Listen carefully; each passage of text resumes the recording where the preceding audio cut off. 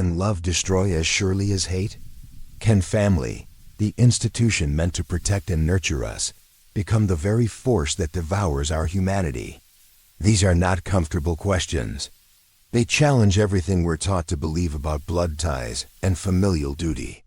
But if we're honest with ourselves, if we're willing to look beyond the comfortable myths we tell ourselves about family, we might recognize an uncomfortable truth. Sometimes the people closest to us are the ones who cage us most effectively.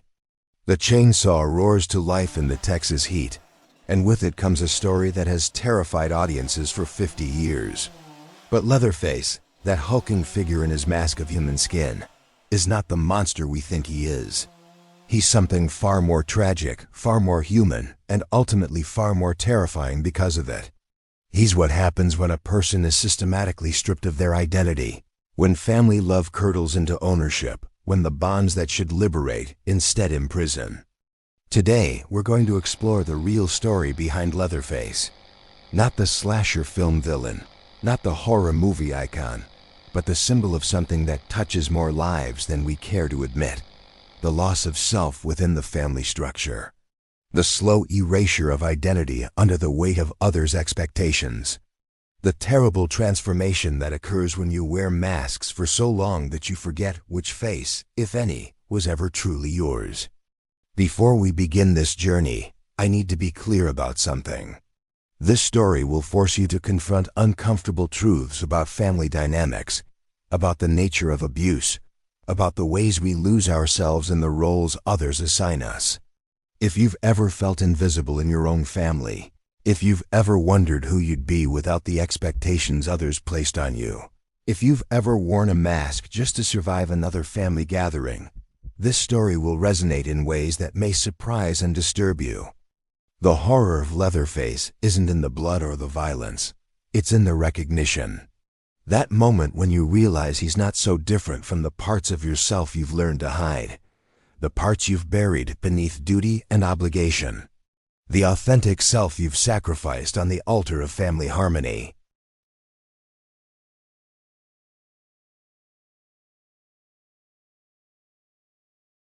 The year was 1939, though the exact date remains disputed in official records.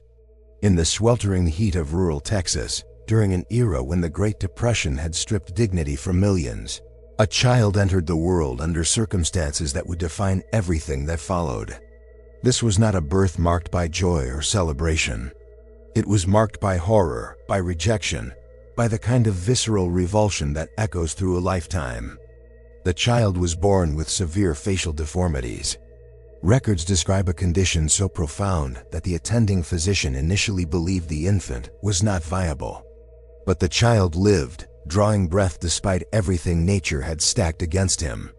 His mother, whose name has been lost to history or perhaps deliberately erased, took one look at her son and made a choice that would reverberate through decades. She abandoned him before he was even cleaned and wrapped. Some accounts suggest she left him in the hospital, simply walking away while nurses were distracted. Other versions of the story, darker and more disturbing, claim she disposed of him in a waste bin behind the slaughterhouse where she worked. Either way, the message was clear and brutal. This child was refused, something to be discarded, a mistake that needed to disappear. But he didn't disappear. He was found by a family whose reasons for taking him had nothing to do with compassion. The Sawyer family, or Hewitt in some tellings, were themselves outcasts. They worked in the industrial slaughterhouses that dotted rural Texas, facilities where the line between animal and worker was often disturbingly thin. These were not kind people ground down by hard circumstances into bitterness. They were people who had already embraced cruelty as a way of life, who saw the world through a lens of use and disposal. They took the infant not to save him, but because they saw utility. Another pair of hands for the brutal work ahead. Another body to absorb the violence that was the family's primary language. They didn't give him a proper name because names confer identity, and identity was something this child would never be permitted to possess. They called him Boy or It in his early years, later Bubba or Junior, diminutives that reinforced his status as something less than fully human. Imagine spending your formative years surrounded by death. Not the clean, sanitized death we encounter in funeral homes, but raw, industrial death. The stench of blood and offal, the screams of animals who sense what's coming, the casual efficiency with which living beings are transformed into meat and profit. This was the classroom where the child who had become Leatherface learned about the world and his place in it. The Sawyer family home was an extension of the slaughterhouse. Bones decorated the walls, not as some macabre artistic choice, but as the natural overflow of their profession. The furniture was constructed from remains. The smell of decay was so pervasive that it stopped registering as abnormal. In this environment, the boundary between human and animal, between person and product, slowly dissolved. The family structure was as brutal as their surroundings. The patriarch, often called Grandpa in various accounts, was a former master butcher whose skill with a sledgehammer had made him legendary in his prime. Now elderly and barely mobile, he represented the family's violent heritage, a living reminder of the good old days when men knew their place and blood flowed freely in service of industry. The father figure, or eldest brother depending on the version of the story, was a predator in human form. He saw people as prey, pure and simple. He didn't hunt out of necessity or even pleasure in the traditional sense. He hunted because it was what he was, as natural as breathing. The young Leatherface learned early that this man's approval was survival, his disapproval was pain. Then there was the cook, the one who controlled the food, who decided who ate and when, who wielded power through the most basic of human needs. In dysfunctional families, food is never just sustenance. It's control, punishment, reward. The cook understood this instinctively, using meals as a weapon to maintain hierarchy and enforce obedience. And there was the hitchhiker in some versions, the wild card, the agent of chaos who found amusement in cruelty and made games out of suffering. This character served a function in the family dynamic. He was the unpredictable element that kept everyone off balance, that normalized the abnormal through his manic energy. Into this toxic ecosystem came the disfigured child, the one without a name or face that anyone wanted to see. His role was determined before he could speak. He would be the workhorse, the one who did the jobs too dirty even for this family of butchers. He would be the scapegoat, blamed for everything that went wrong. And he would be the weapon, the blunt instrument of family violence when violence was required. The child learned quickly that survival meant compliance, that his own needs, wants, and identity were not just secondary but non-existent, that he existed only to serve, to work, to obey. Every time he showed initiative or individuality, he was punished. Every time he tried to connect with the world beyond the family, he was pulled back into the slaughterhouse's gravity. At some point in his adolescence, the child discovered or was given a solution to the problem of his face. If his real face was too horrifying for the world to accept, he would simply wear another face. The exact origin of the first mask varies by telling. Some accounts suggest he made it himself, driven by desperate need. Others imply it was the family's idea, a practical solution to a practical problem. The masks were made from human skin, preserved and stretched over crude frameworks.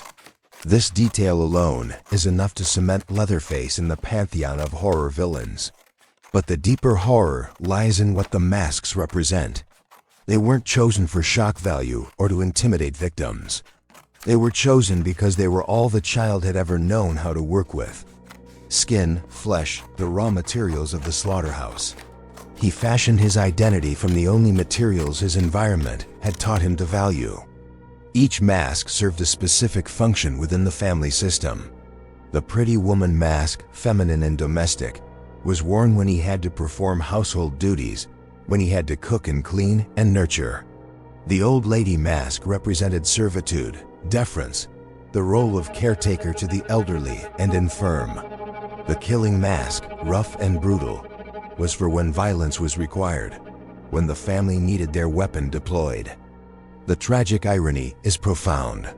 In trying to create an identity through these masks, he lost any chance of discovering who he actually was beneath them. Each mask was a role assigned by family need, not personal choice. He became a blank slate onto which the family projected whatever function they required in that moment. The masks that were supposed to solve the problem of his unacceptable face instead became the mechanism through which his authentic self was completely erased.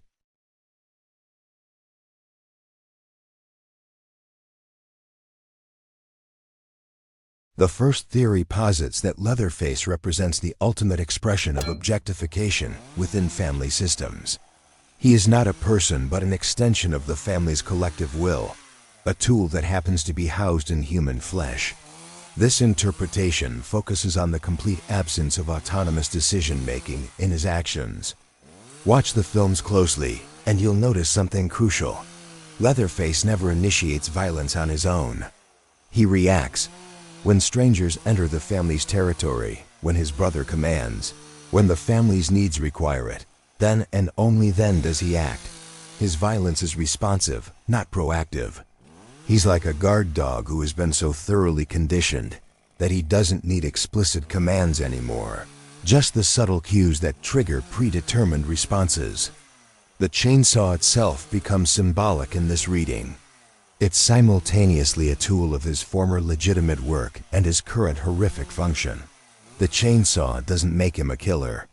It's simply the instrument he was trained to use, first on animal carcasses in the slaughterhouse, then on human bodies when the work dried up and the family needed new sources of income and sustenance.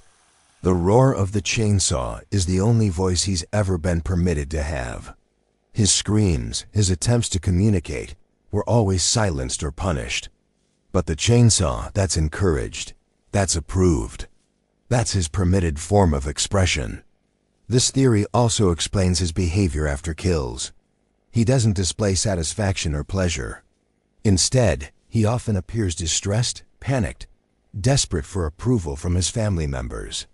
He's like a child who has done something he suspects might be wrong, but isn't sure, looking to the adults for confirmation that he did good, that he fulfilled his function, that he won't be punished for failing to be the tool they needed.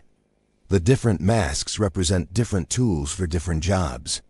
When you need cooking done, you pull out the domestic mask and the domestic behavior pattern follows. When you need violence, you pull out the killing mask and the violence pattern follows. Leatherface has been so thoroughly conditioned that the mask change actually triggers the behavior shift. He's not pretending or acting. He genuinely becomes whatever function the mask represents, because there's no solid self underneath to interfere with the programming. This reading is perhaps the most disturbing because it suggests the complete annihilation of personhood. Leatherface in this theory isn't conflicted or tormented by what he does. He simply doesn't have sufficient selfhood to experience that kind of internal struggle. He's been ground down to nothing but reflexes and conditioned responses. The family has achieved what every abusive system dreams of, a victim so thoroughly broken that they become a perfect, unquestioning instrument of the abuse itself. The second theory takes a different approach, suggesting that Leatherface is actually engaged in a desperate, doomed quest for identity. Far from being a blank slate, he's painfully aware of his lack of self and is trying frantically to construct one from the materials available to him. The masks aren't just functional tools. They're attempts to become someone, anyone, other than the nothing he was told he was. Consider the care with which he creates and maintains the masks. This isn't casual work. It's ritualistic, obsessive. Each face is carefully selected, preserved, and stored. He has a collection, a gallery of possible selves. When he puts on a mask, he's not just disguising his disfigurement. He's trying on an identity, attempting to feel what it might be like to be that person who had a life, a name, a face that the world didn't reject. The victims he chooses aren't random. They're young, whole, conventionally attractive. They represent everything he was denied. The ability to move through the world without causing revulsion. The possibility of connection, love, belonging. When he kills them and takes their faces, he's not destroying them out of hate. He's trying to possess what they had, to literally wear their social acceptability like a garment he can pull on. This theory reframes the violence from senseless slaughter to tragic desperation. Leatherface sees each potential victim as a potential self, a possibility for transformation. He doesn't understand that identity doesn't work like that you can't steal someone's personhood by wearing their skin. His intellectual and emotional development was so stunted by abuse and isolation that he's operating on the logic of a damaged child. If I look like them, maybe I can be like them. Maybe someone will finally see me as human. The tragedy deepens when we consider that each mask actually drives him further from authentic identity. The more faces he accumulates, the more he becomes defined by the collection rather than discovering who he is beneath them all. He's trapped in a paradox. His method of seeking identity is the very thing preventing him from finding it.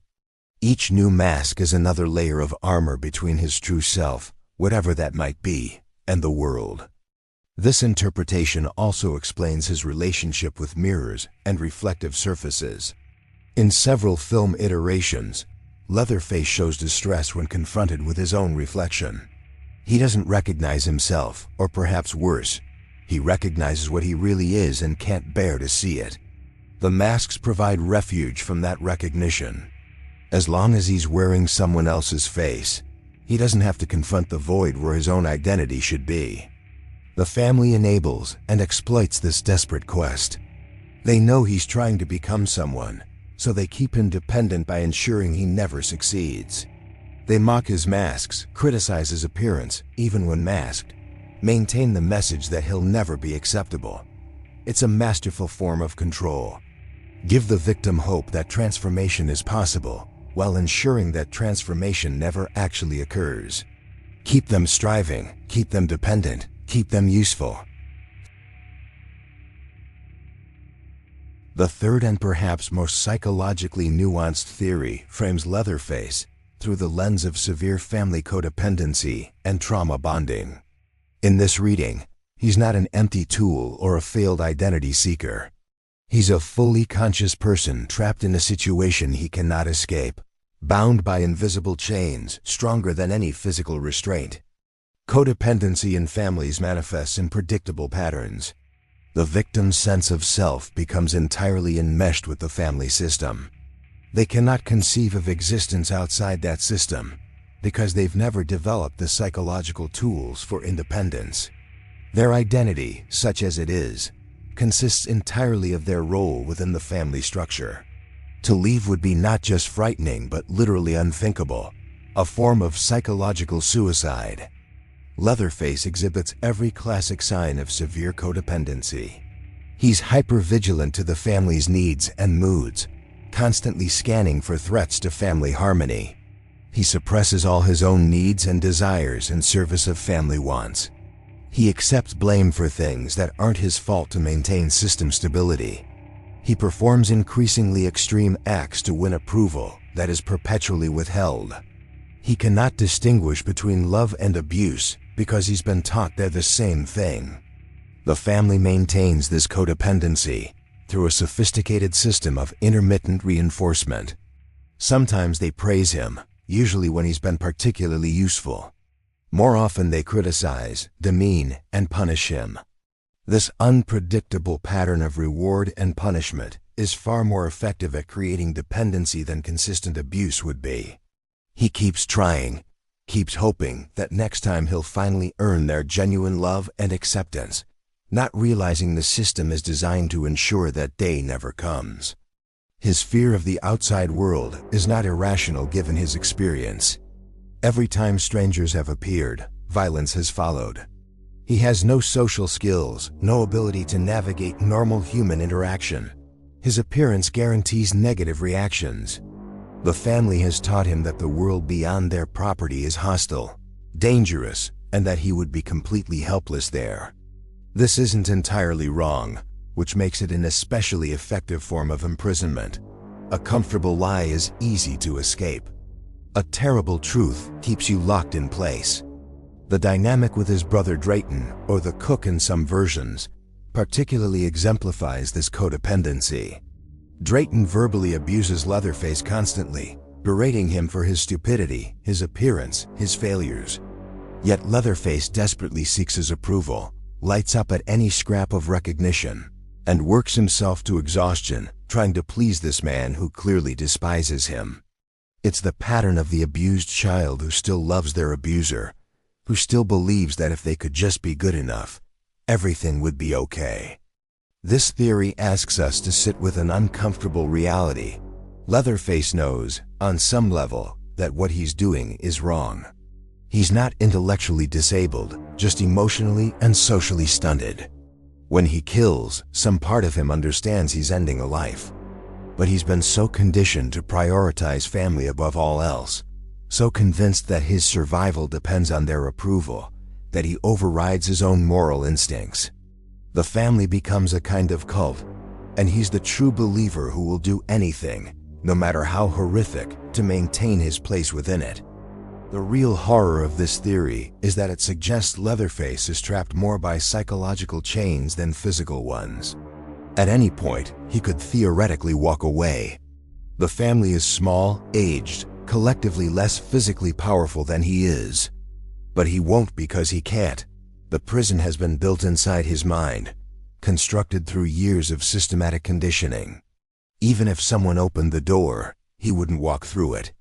He'd see only the dark and the danger beyond, and he'd retreat back into the familiar hell of home.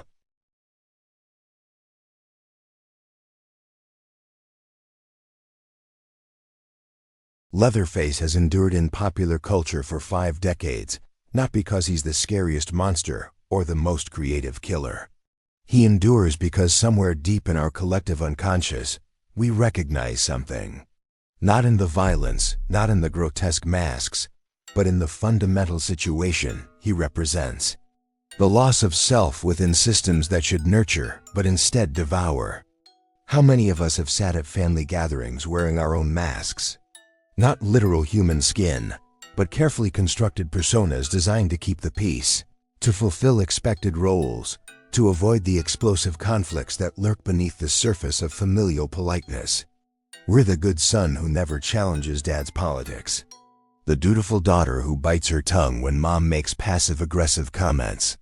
The sibling who laughs at jokes that aren't funny and pretends everything is fine when it very much isn't. We tell ourselves these masks are different, that they're just social lubrication, the minor compromises necessary for family harmony. But at what point does compromise become erasure? When do we slip the mask on and off so frequently that we forget which face is real?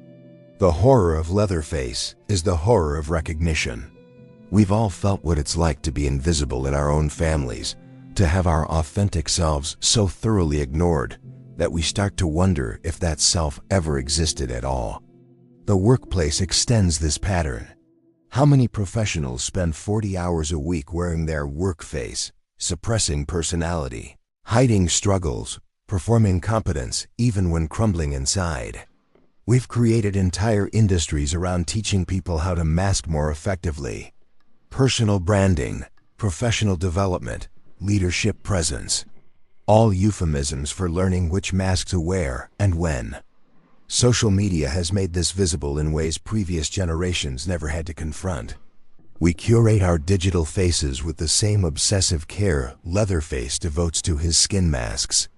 Each platform gets a different version of us. The aspirational Instagram self, the professional LinkedIn self, the witty Twitter self. We collect these identities like Leatherface collects faces, and we're just as trapped by them. The algorithm rewards the mask, never the person beneath. The parallel extends to therapy culture and self-help's promises of authentic living. We're told to find our true selves, to live authentically, to remove the masks. But what if, like Leatherface, we've worn masks so long that there's nothing recognizable beneath? What if the process of becoming socially acceptable required such extensive reconstruction that the original has been lost entirely? This is the existential dread at the heart of the Leatherface mythos. Not that we might encounter a masked killer, but that we might already be one. The Texas Chainsaw Massacre emerged in 1974, a time when American faith in institutions was crumbling. Vietnam, Watergate, economic instability, the counterculture's challenge to traditional values. Into this context came a film about a family that had taken American self-reliance to its logical extreme, that had survived economic collapse by creating their own brutal economy, independent of society's rules. The Sawyer family represents the dark underbelly of American individualism and family values rhetoric. They're completely self-sufficient, asking nothing from society, handling their own problems without government interference. They've maintained multi-generational cohesion, with elders respected and family roles clearly defined. By the metrics of traditional family values, they should be admirable. The horror comes from asking what happens when those values are pursued without any ethical framework, when family loyalty becomes the only morality that matters. This reflects uncomfortable truths about rural poverty in America, about communities that were economically gutted when industries died, about people who were left behind by progress and told to bootstrap their way to prosperity. The Sawyers did exactly that, finding new ways to survive when their legitimate work dried up. That their solution involved murder and cannibalism is the film's indictment of a system that abandons people and then acts shocked when they become desperate and brutal. Leatherface himself represents the ultimate product of this failed system. A child who should have been protected by multiple institutions, the healthcare system, social services, public education, but who instead fell through every crack and ended up property of a family that had no business raising children. He's the embodiment of what happens when we leave vulnerable people to their own devices, when we defund support systems and then wonder why some families become toxic. The slaughterhouse setting is no accident. The industrial meat industry has always relied on maintaining a psychological distance between the animal and the meat, between the living being and the product. Workers are trained to see not cows or pigs, but units of production. This same logic, the film suggests, can be applied to humans once you've decided that some people are less than, that some lives are disposable, that profit or survival justifies any means. Americans have always had a complicated relationship with authenticity. We're supposedly the land of rugged individualism, of being yourself, of not caring what others think. But we're also a nation obsessed with conformity, with keeping up with the Joneses, with presenting successful faces to the world regardless of internal reality. This contradiction creates psychological tension that manifests in fascinating ways.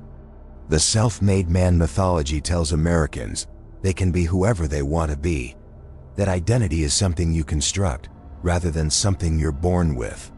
This is simultaneously liberating and terrifying. If identity is constructed, then it can be deconstructed.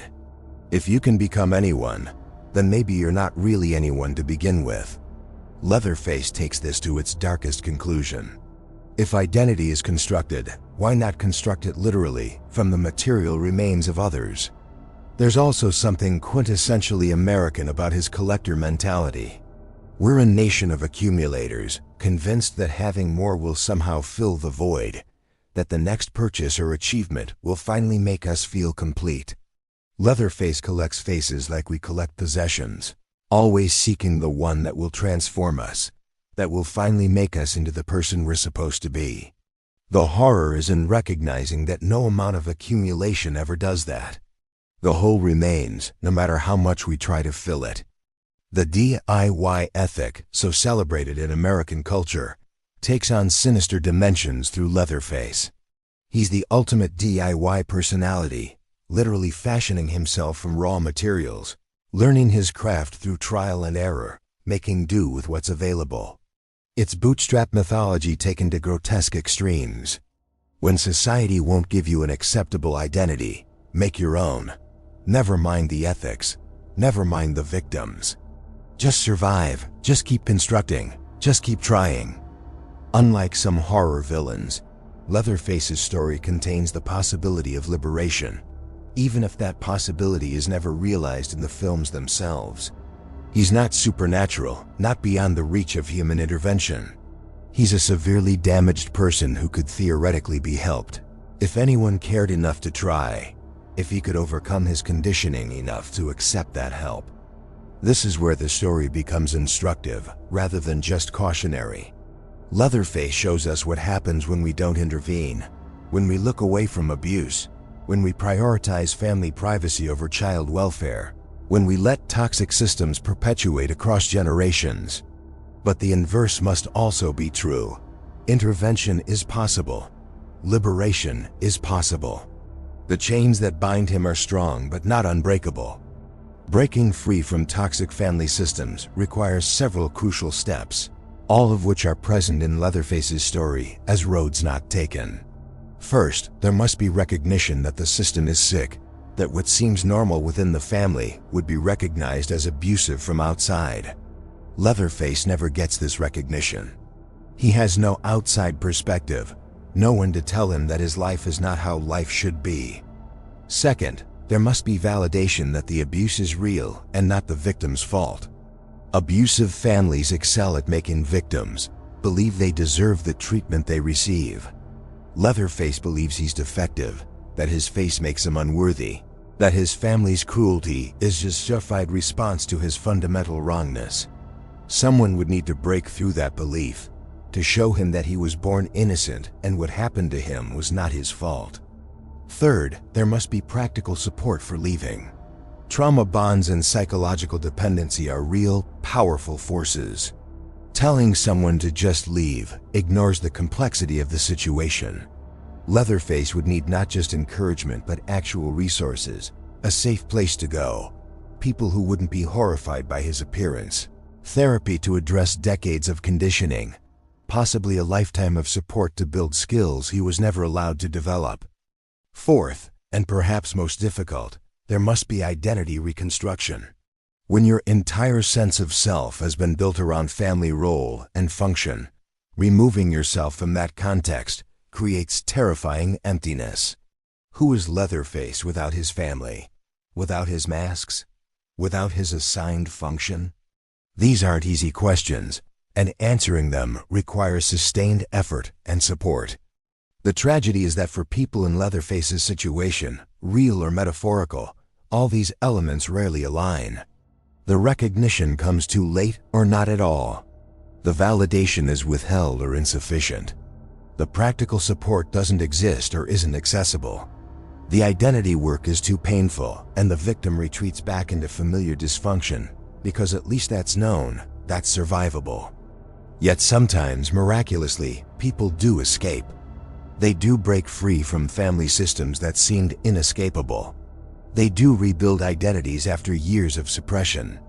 They do learn that love doesn't have to hurt, that family can be chosen rather than endured, that authenticity is possible even after decades of masks. These recoveries are hard-won and never complete, but they're real. They're proof that what seems inevitable can be overcome. I made my own pilgrimage to Texas, to the places that inspired the legend. Not the tourist traps or the film locations, but the real towns where the meat industry rose and fell, where families struggled through depression and dust bowls, where some people survived and others became casualties of economic forces beyond their control. In a town whose name I'll withhold, I found an abandoned slaughterhouse from the 1930s. The building was skeletal, roof mostly gone, walls weathered by decades of harsh seasons. But inside, beneath decades of dust and bird droppings, the killing floor was still visible. The channels where blood would run. The hooks that once held carcasses. The tools rusted, but still recognizable. Standing in that space, I felt the weight of all the lives that ended there. Animal lives, yes, but also in a sense the human lives that were twisted by the work. You can't spend your days covered in blood and death without it changing you. The men who worked there weren't monsters when they started. They were providing for their families, doing necessary work that someone had to do. But the work left marks, visible and invisible. On one wall, protected from the elements by an overhanging beam, I found graffiti. Some was recent, teenage vandals leaving their marks. But one piece was old, the paint faded to almost nothing. It simply said, "I was someone."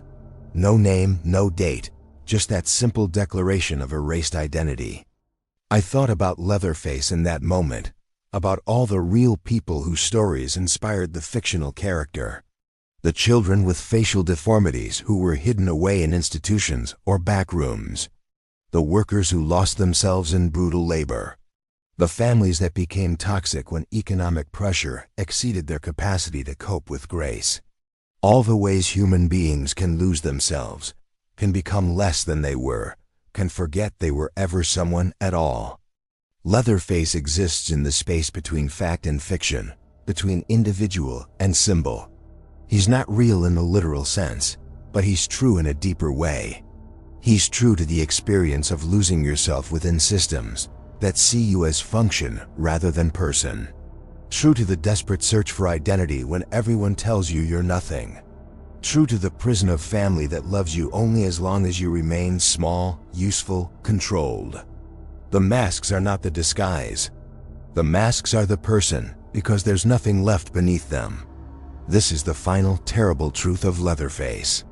Not that he's hiding himself behind grotesque disguises, but that he was so thoroughly dismantled that there's nothing left to hide. The construction of false selves became necessary because the authentic self was never allowed to develop.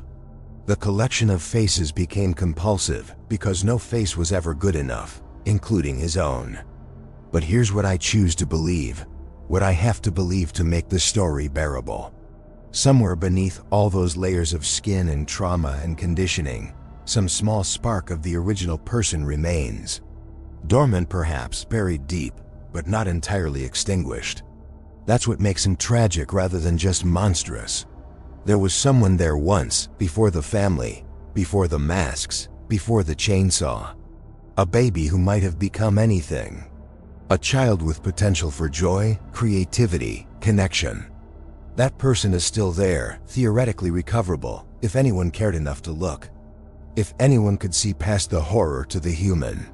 If anyone could offer the patience and compassion required to excavate an identity from beneath decades of abuse. The films never give us this redemption, and perhaps they shouldn't.